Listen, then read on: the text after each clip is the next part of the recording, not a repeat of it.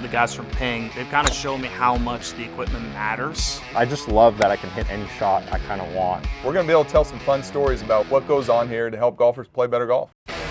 Welcome back to the Ping Proving Grounds podcast. I am Shane Bacon. That is Marty Jertson. Marty, we got a great guest, and we also have kind of a live experience here at the PGA show.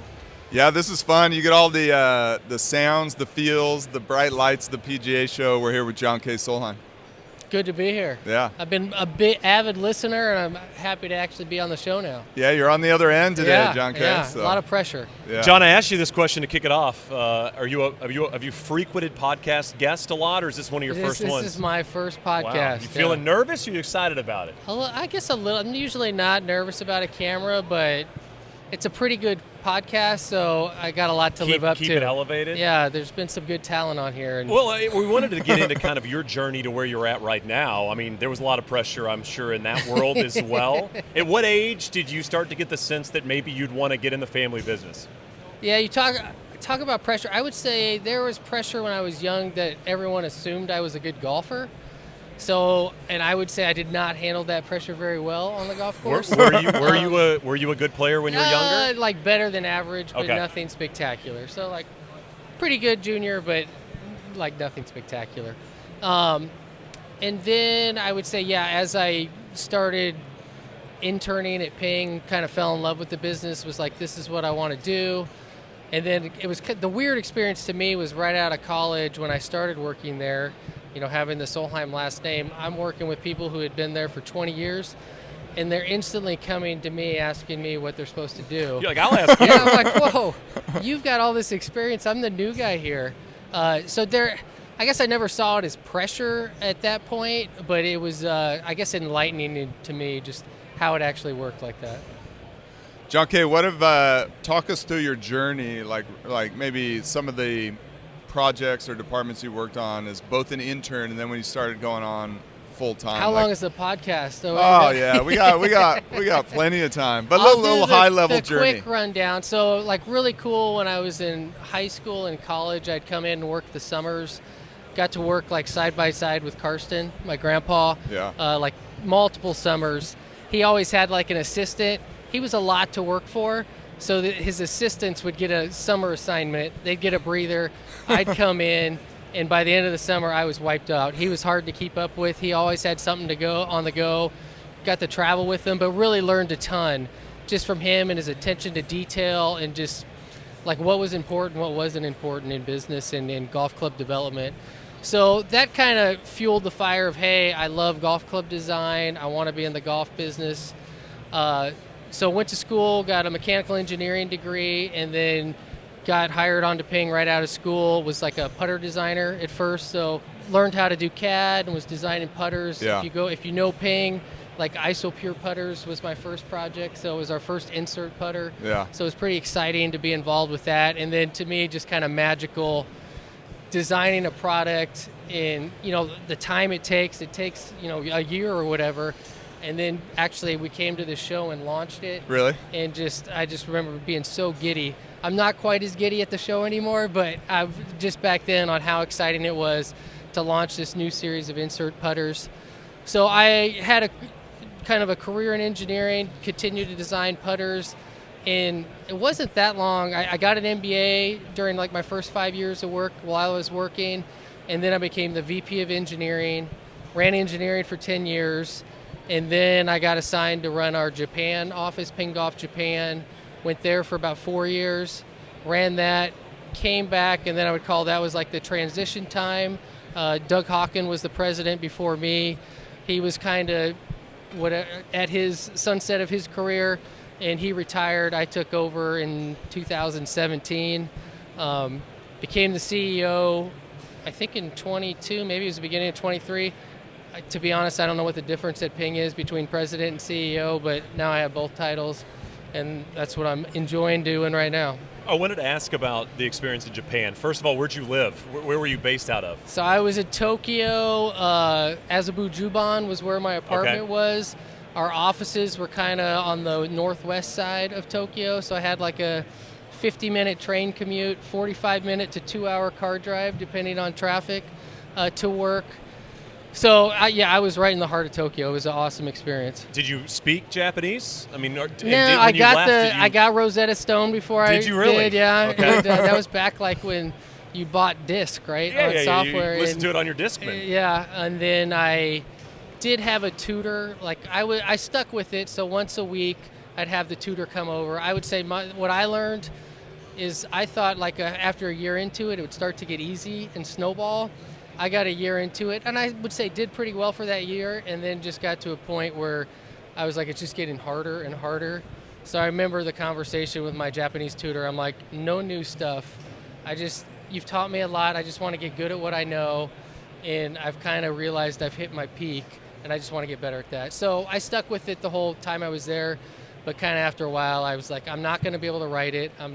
I can read the alphabets they have, but I can't read the kanji. I knew maybe 100 symbols at the time when I was there, but so I can get by. If you don't speak Japanese, I can make it sound like I do speak Japanese, and I can tell the taxi cab and order food and all that. But we get in a business setting or whatever, and I'm catching 20% of it or something like that.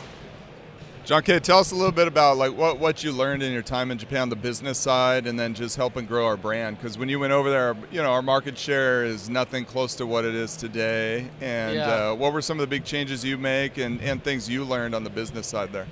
So I learned a ton. I would say like our market share was under 1% when I got there. We had gone through we had distributors there. We had multiple distributors. I would say none of them were doing great. In the heyday of the 80s, we did very well in Japan. And then just by not investing in that marketplace, we had lost a lot of market share. So it was about 5 years before I went there. We started our own company there and just hadn't really taken off. I would say the observations I had is we were doing a lot of the same as what our Japanese competitors were doing.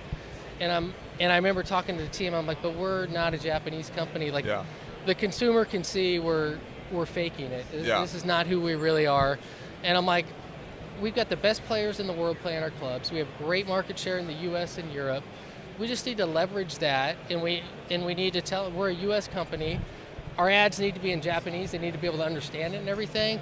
So I would say we just changed our focus. So like the first point where we had success, I think it was back, was a G10 driver? You could correct me if I'm wrong, where we went to the heavier head. We went to the counterbalance shaft and the heavier head. Not what the Japanese consumer wanted to hear. They were all about total weight, being super light. Yep. And I said, you know what? We're going to double down on it. We're going to market heavy head. So we went Omui head, which means heavy head, big, huge kanji.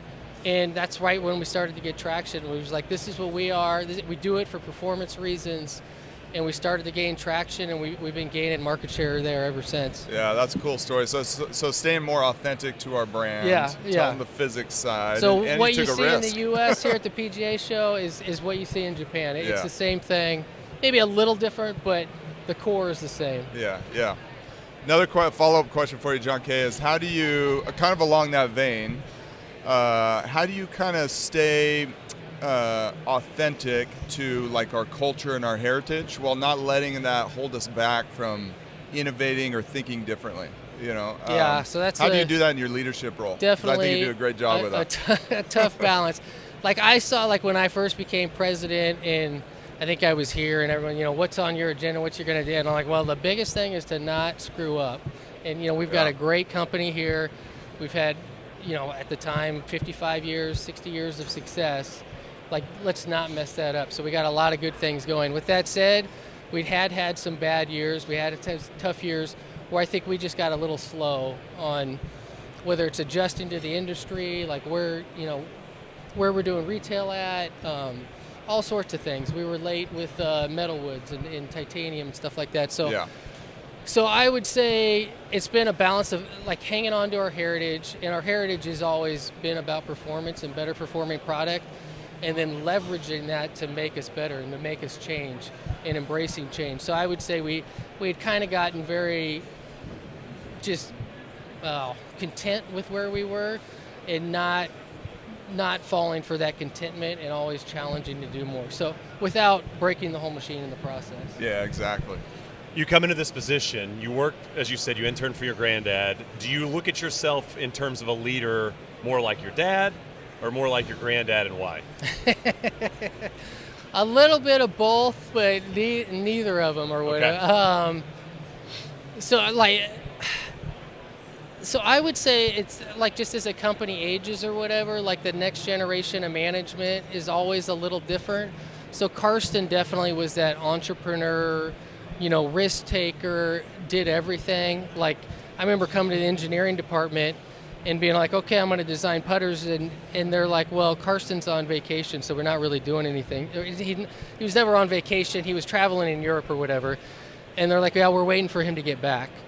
And I'm like, really? Like, there's nothing to worry. And it's like, well, I might be exaggerating a little bit, but it was very much like, hey, we need to wait for him to give us next direction on what to do. Right.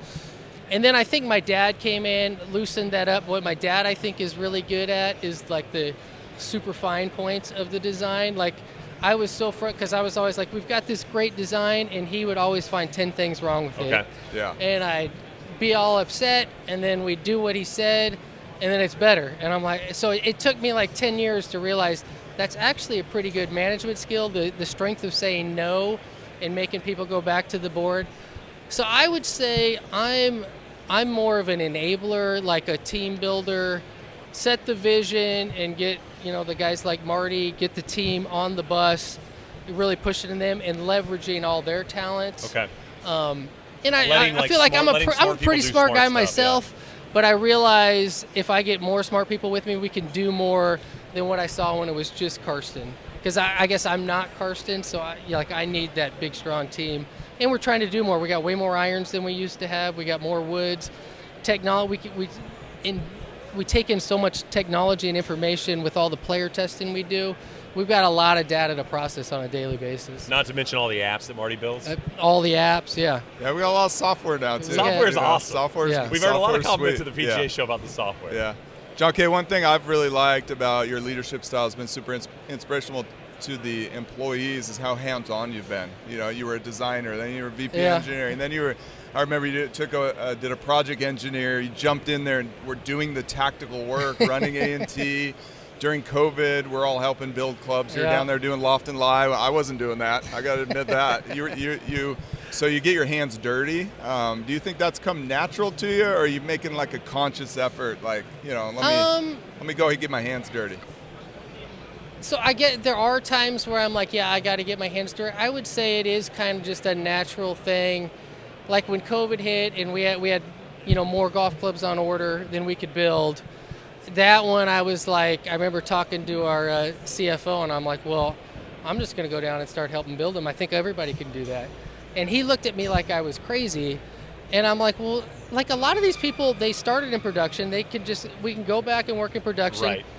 And I'm like, to be honest, those engineers, I think they'd get a lot out of building a club and stuff.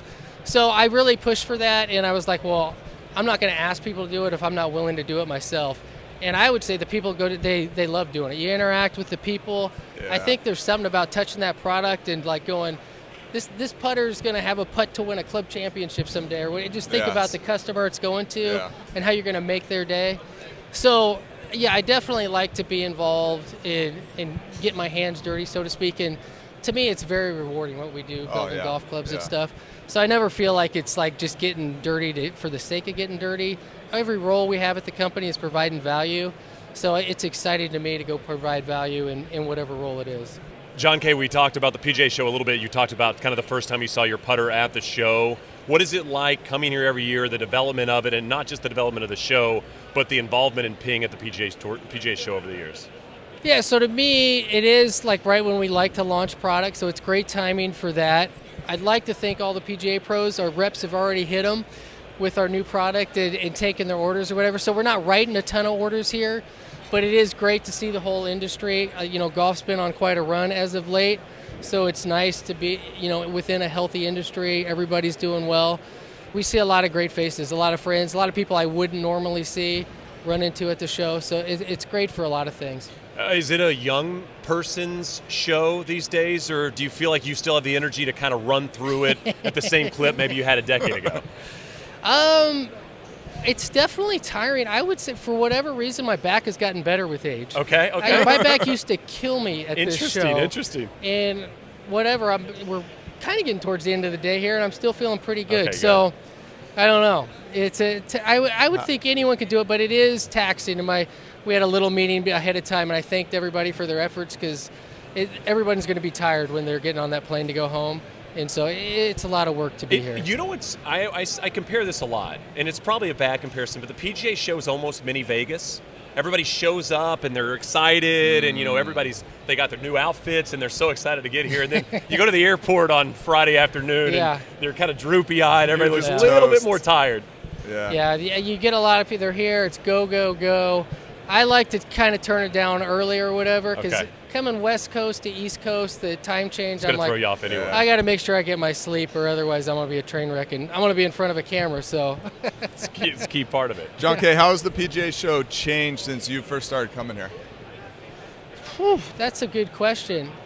I would actually say it's more focused on what the PGA show is for. So I would say when I first started coming, there were way more gigantic screens, loud stuff, multi-story, just a lot of fluff and hocus-pocus type stuff.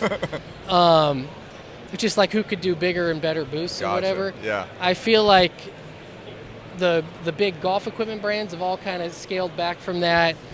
And it's a good mix of you got those brands as well as you've got all the apparel, all the other stuff. So as you're a PGA pro, you can really come here and get, what can you stock in your pro shop that's unique to you, that your members are going to like. So to me, I think it's gotten a little more balanced on what we're here for the PGA member and what they're going to have in their pro shop. Yeah. And how do we make the show speak to that? Yeah. Do you still walk the floor? If I get time to. Okay. That's the one thing I kind of want to do. A lot of times I don't even have time to do it. And I want to go for the little knick-knack stuff. I'm the same way. I see all the other stuff all the time. I want to see what's the unique thing that I could say, I saw that at the show. It's funny, Marty, I like going and checking out the head cover companies. Because they always have so many cool head covers over that way, Yeah. Inventor's Corner. Corner. Someone poured their last 2 years of their life into making some little training aid, and some of them are good. I picked up some cool little training aids over there over the years. I've got an easy one for you, John K. What's your favorite ping club of all time? You can say the putter you built. That's fine. I think that's an easy way out of this. Yeah, those early ISOPure putters. I would say my favorite ping club of all time. How about G430 Max 10K driver? See, there you go. There we go. Transitioning into the new stuff. I'm going to say this. That might be my favorite ping club of all time. I've had it for a couple months now, and I'm getting older, so everything had slowed down. So it was very nice to see ball speed back up, distance up substantially, and just hitting all the fairways I want. So to me, I guess I've never had a big tie to an old product. Okay. I've been the guy who kind of easily switches. A lot of times I've been in a driver, and I'm like, I can't hit anything better, but I'm going to try it. I put it in the bag, and I'm like, fall in love with it. Sure enough. I like G425. I didn't think I could hit it better, and I got the G430 Max, and I'm like, that one's for me. And interesting, like I wanted to play the G430 LST, and I'm like, it doesn't work as good for me. So I went with the Max, and I thought I couldn't hit it any better, and now I'm in the Max 10K and loving it. I've had some putters. Like as a junior, I putted with a B63 a lot. My dad designed that putter, so I would say like sentimental value. If I could find that old putter that I spent years with, I bet it's at my dad's house. That would be something I'd be like, okay, this is one that. Now I look at it though, it's all way heel shafted, and I'm like, that was a lot that I was putting with down there. But for back I made a lot of putts. All my memories from back then are good memories, and that's the putter they made a lot of putts. In the 10K, from a fitting standpoint, you've gone a little bit longer in length because the driver's so forgiving? I did. And from listening to one of these podcasts, I was like, you know what? I gotta try the length. So I literally came in the next day. Lou Beebe, who is my fitter, I'm like, hey, we got to try it. And I actually went longer, and I went a half inch longer and settled on a quarter inch longer. Yeah. Beautiful. And loving it because I got a little more club head speed and the ball's still going in the fairway. And it's a big deal. One club in on every hole is a big deal. It's a game changer. I mean, Marty probably knows the answer to this, but I mean, you're probably saving 3, 4, 5 strokes around if you just simply had one shorter club in every shot. Oh yeah, no, yeah, that is huge in terms of that compound interest when you get that ball further down the fairway. Yeah. And it's fun to have all the fun fitting tools to be able to help the everyday golfer kind of make those decisions. Now, John K., you've been influential in kind of having us rethink our iron strategy and having like a very pure blade iron, right? I think we launched the Blueprint iron. Tour players were kind of asking us for something like that. We kind of had to really spend a lot of time diving in with the tour players. Now those irons have been very good for the low single-digit handicappers like yourself, avid golfers. Tell us a little bit about your thoughts on Blueprint S, Blueprint T, and just our whole like better player iron family right now. Yeah. So to me, I think we've made a lot of improvement there. I think we've got an awareness issue out in the field or whatever, because I play blueprints, and I'll have a caddy or people I'm playing with, and they're like, well, I didn't know Ping made a blade. Yeah. And I'm like, yeah, we've been doing it for a while That's now. right, yeah. But to me, one, it's listening to the tour player, and then, I grew up, playing bigger irons and stuff like that, and I think it was more just out of I wanted to test it myself. So the original blueprints, I just had a set made up, went out and played like back-to-back rounds, and I'm like a scratch golfer. I don't shoot under par a whole lot, but I think I had back-to-back under par rounds, and I'm just like, this is a game changer for me. Was it like a workability thing? Was it just comfort with the look of the iron? What do you feel like it was? So my game, my miss is left, and on an iron, like a big forgiving iron, it's left and long. Okay. So you kind of close the face down, and all of a sudden you're kind of in the wrong zip code. Yeah. And if you go look at a lot of golf courses, you look what's left and long. Not a lot of times there's no golf course. There's nasty bunkers. Especially in Arizona. Yeah. So to me, the miss with the blueprint is short and straight. Okay. So to me, and unless there's a bunker right in front of the green or whatever, it's usually a pretty easy chip from right on the front of the green. So to me, that's what I just started looking at my Arcos data and stuff, and I'm like, yeah, this is better. My location to pin is closer. So I became a believer, and then that got me, going, well, now I understand why the tour players are doing this, because when you do, kind of hit a pretty small space on the face, like MOI definitely has a lot of value, but if you control those misses, and if the smaller head gives you better misses, I think it makes a lot of sense. So now I'm super excited with Blueprint T and Blueprint S, because now we've got 2 compact irons, one with the S with a little higher MOI, and it's crazy how many tour players, non-Ping staffers and Ping staffers, are quickly gravitating to that. So I'm really excited, and I think that one has a lot of place in the marketplace. I think a lot of golfers are going to benefit from the Blueprint S. Yeah, or doing mix sets. We see a lot of that on tour, Corey Connors playing Blueprint S, 4 and 5 iron, then going to the T. And it's fun now to have that iron and the I-230 all with the same lofts. Yeah. And design them to be blended, because it's such a big deal. You can either play them all the way down or blend them, which is super fun. So I've had the same feedback, John K. I think a couple of accounts came by and I was like, when are you guys going to stop making those boxy irons? And I show them the blueprints, and they're like, whoa. Yeah. It's like, we did it, actually. Yes, it's been there we for go. a few years. I needed to ask, what is in the bag? What does your bag look like right now?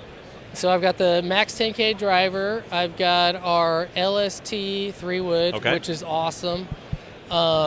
So I play an I-530 4-iron. Okay. That's not out yet, is it? No, but but I've had it for a while. That club is awesome. Somehow somebody at Ping that can get it pretty early? So that club's super flexible. I hit it off the tee a lot now. And then I've got another 4-iron through. This is like Sahith's through bag. Wedge of Blueprint T. Okay. And then I've got S159 wedges. I've got a 50, so I get pretty precise, bent to 49. Okay. And then I've got a 54 at 54 and a 58 bent to 59. Okay. And then a Answer 4K putter. I didn't know it had a name, and then I just found out we call it Answer 4K. Apparently, because my middle name with the K.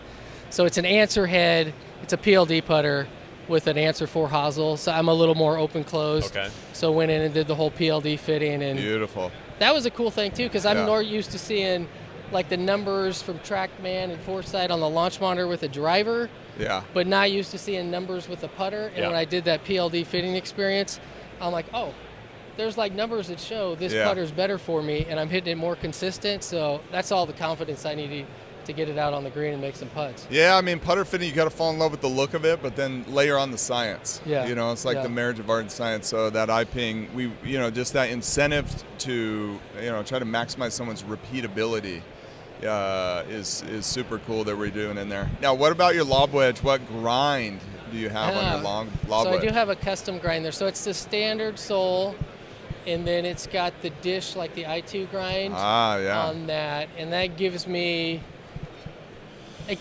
what I like for a full shot, ground impact wise, in that bunker. And full disclosure, weak part of my game is my short game. The bunker, I go back to the old I2 days when I was a kid, and I didn't have a short game issue, and it gives me that same feel in the bunker when I hit it right. With the dish, just that nice crisp comes out and has some spin on it. So that's been a good combo for me. Yeah, nice.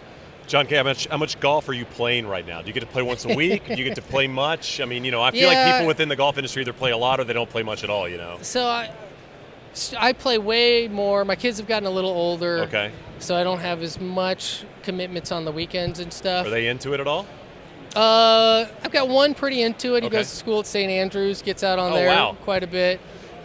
He was just at home for Christmas and stuff, and we got some golf in together. My youngest son plays a little bit, and then my girls, they do other sports. But I would say I play once to twice a week. So I get a fair amount of golf in.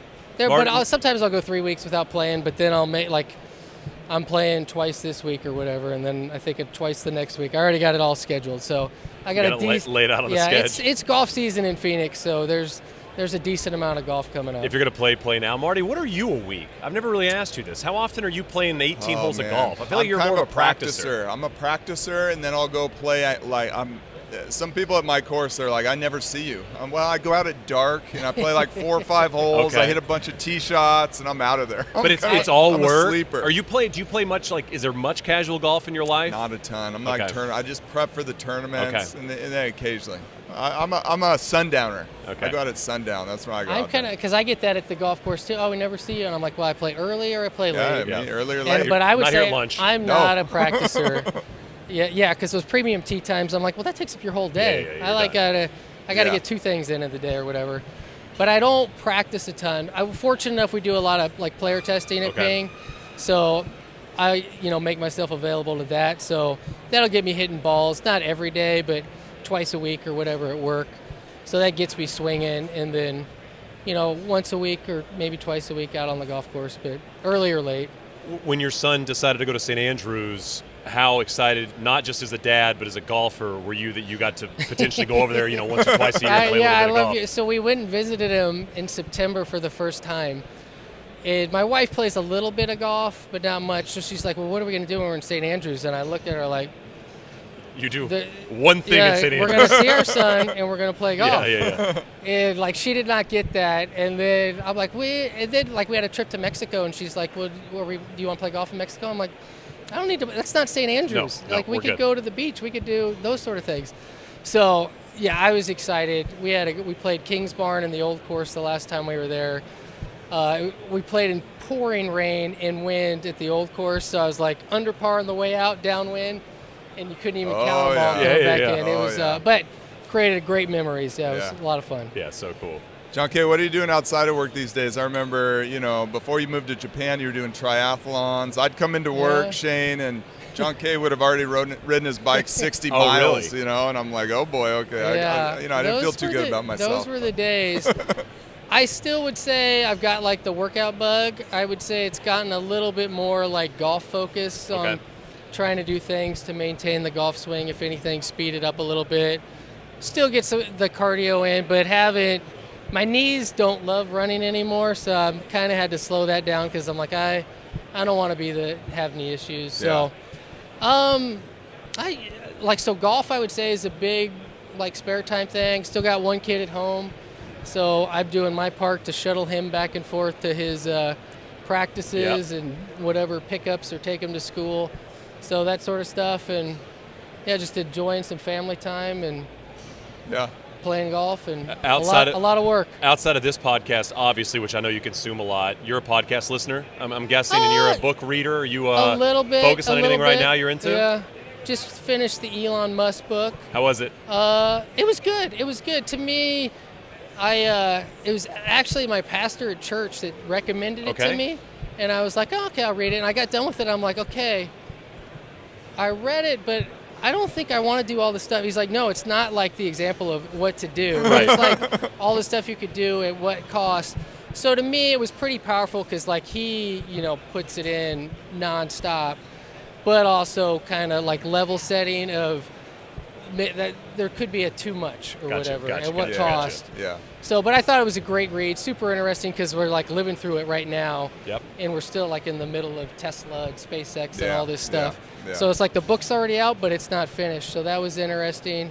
And then I'll just, I'll listen to podcasts that people send to me. I do listen to like some Joe Rogan podcasts here and there. Just got some interesting stuff on there. And it's always kind of guest dependent, right? It's like, I always feel like the massive podcasts, you kind of are scrolling through and it's like, okay, I want to hear what this person has to this say. podcast is great. Like I love listening to this one and taking a bunch of stuff here, like the chipping. I've become a much better chipper listening After to this podcast. Joe Mayo was Joe on. Mayo. That's right. Thank you, Finally Victor did Hovland. the math in my head of I need that negative angle of attack. Totally. I've been That's trying right. to sweep it, and the ground's just getting in the way, and now I'm like, the ground's not in the way anymore. So, yeah, that's been very helpful. Last night he wore a shirt. He had a jacket. And he unzipped it. He had a spin loft. He's like, where are you going to point the spin loft? So This that's was open forum? Definitely on brand for Joe right there. I'm going to make a shirt for the open forum and get dialed. John K., we really appreciate you doing this and appreciate the time. Appreciate everything you do at Ping and with the brand. It's been very cool to see the recent developments. I mean, just in terms of the irons that you talked about, the new wedges are so great. The driver's awesome. So thanks for the time and thanks for everything you do. Yeah, thanks for having me. Ping's on a great path. We've got great product this week we're introducing, and then the future looks very bright. We got a great pipeline. We got great people working on products, so stay tuned. The boss man, John K. This is the Ping Proving Grounds podcast.